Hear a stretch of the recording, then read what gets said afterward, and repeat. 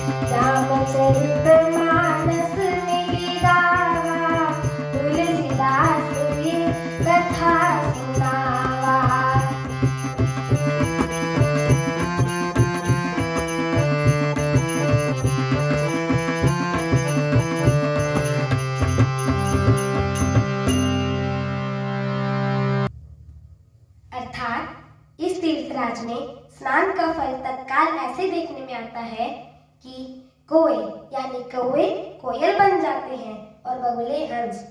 यह सुनकर कोई आश्चर्य न करे, क्योंकि सत्य संग की महिमा छिपी नहीं है। वाल्मीकि जी, नारद जी और अगस्त्य जी ने अपने अपने मुखों से अपनी होनी जीवन का वृतांत कही है। जल में रहने वाले, जमीन पर चलने वाले और आकाश में विचरने वाले नाना प्रकार के जड़ चेतन जितने जीव इस जगत में हैं, उनमें से जिसने जिस समय जहाँ कहीं भी जिस किसी यंत्र से बुद्धि, कीर्ति, सद्गति, विभूति, ऐश्वर्य और भलाई पाई है, सो सब सत्संग का ही प्रभाव समझना चाहिए। वेदों में और लोकों में इनकी प्राप्ति का दूसरा कोई उपाय नहीं है।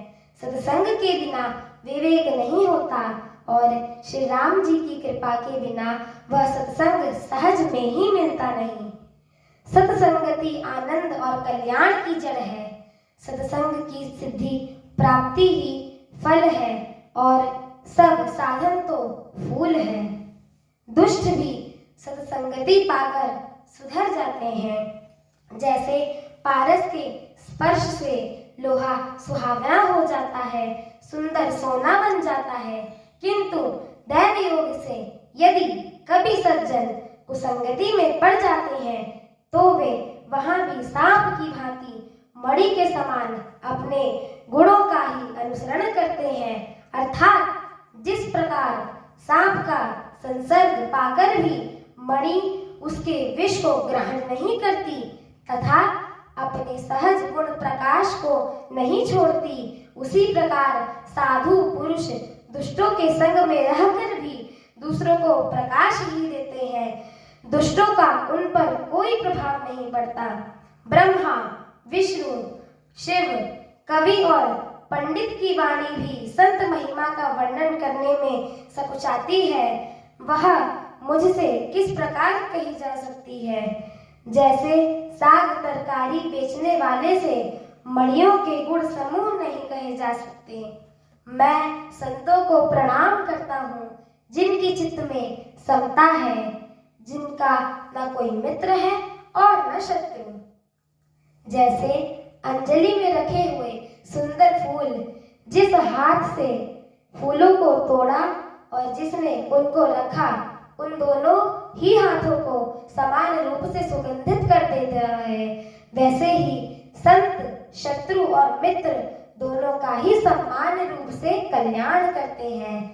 संत सरल हृदय और जगत के हितकारी होते हैं। उनके ऐसा स्वभाव और स्नेह को जानकर मैं विनय करता हूँ। मेरे इस बाल विनय को सुनकर कृपा करके श्री राम के चरणों में मुझे प्रीति दें। अब मैं सच्चे भाव से दुष्टों को प्रणाम करता हूँ, जो बिना ही प्रयोजन अपना हित करने वालों को भी प्रतिकूल आचरण करते हैं। दूसरों के हित की हानि ही जिनकी दृष्टि में लाभ है, जिनको दूसरों को उजाड़ने में हर्ष और बसने में विषाद होता है, जो हरि और हर के यश रूपी पूर्णिमा के चंद्रमा के लिए राहु के समान है और दूसरों की बुराई करने में सहस्त्रबाहु के समान वीर है, जो दूसरों के दोषों को हजार आंखों से देखते हैं और दूसरों के हित रूपी घी के लिए जिनका मन मक्खी के समान है। अर्थात जिस प्रकार मक्खी घी में गिरकर उसे खराब कर देती है और स्वयं भी मर जाती है, उसी प्रकार दुष्ट लोग दूसरों के बने बनाए काम को अपनी हानि करके भी बिगाड़ देते हैं। जो तेज में, अग्नि और क्रोध में यमराज के समान है, पाप और अवगुण रूपी धन में कुबेर के समान धनी है, जिनकी बढ़ती सभी के हित का नाश करने के लिए केतु के समान है और जिनकी कुंभकर्ण की तरह सोते रहने में ही भलाई है। जैसे ओले खेती का नाश करके आप भी गल जाते हैं, वैसे ही वे दूसरों का काम बिगाड़ने के लिए अपना शरीर तक छोड़ देते हैं। मैं दुष्टों को हजार मुख वाले शेष जी के समान समझकर प्रणाम करता हूँ, जो पराये दोषों को हजार मुख से बड़े रोष के साथ वर्णन करते हैं। पुनः उनको राजा पृथु, जिन्होंने भगवान का यश सुनने के लिए 10,000 कान मांगे थे, के समान जानकर प्रणाम करता हूँ, जो 10,000 कानों से दूसरों के पापों को सुनते हैं। फिर इंद्र के समान मानकर उनकी विनय करता हूँ, जिनको मदिरा नीकी और हितकारी मालूम देती है। इंद्र के लिए भी सुरानीक अर्थात देवताओं की सेना हितकारी है, जिनको कठोर वचन रूपी वज्र सदा प्यारे लगते हैं और हजार आंखों से दूसरों के दोषों को देखना। दुष्टों की यह रीति है कि वे उदासीन शत्रु अथवा मित्र किसी का भी हित सुनकर जलते हैं। यह जानकर दोनों हाथ जोड़कर यह जन प्रेम पूर्वक उनसे विनय करता है। जय श्री राम। जय श्री राम।